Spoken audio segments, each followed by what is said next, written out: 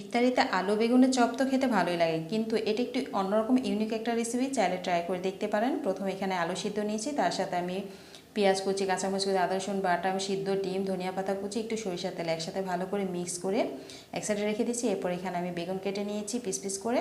এখন এর ভিতরে আমি আলুর পুরটা দিয়ে দেবো, দিয়ে উপর দিয়ে আরেকটি লেয়ার দিয়ে দিচ্ছি বেগুনের।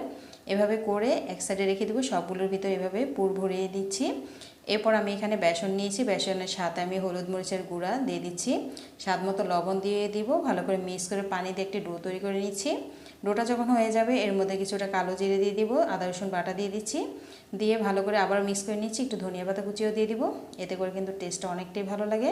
তো কিছুক্ষণ মিক্স হয়ে গেলে এরপর যে বেগুনের পুরটা রেখেছিলাম সেটা দিয়ে এখন ডুবো তেলে ভেজে নিচ্ছি। এরকম মজার মজার রেসিপি দেখতে হলে অবশ্যই আমার চ্যানেল ফলো দিয়ে রাখতে হবে। আসছে রমজানে সবাই অবশ্যই এটা ট্রাই করে দেখতে পারেন। আশা করছি রেসিপি ভালো লাগবে, ভালো লাগলে অবশ্যই শেয়ার করে দিন।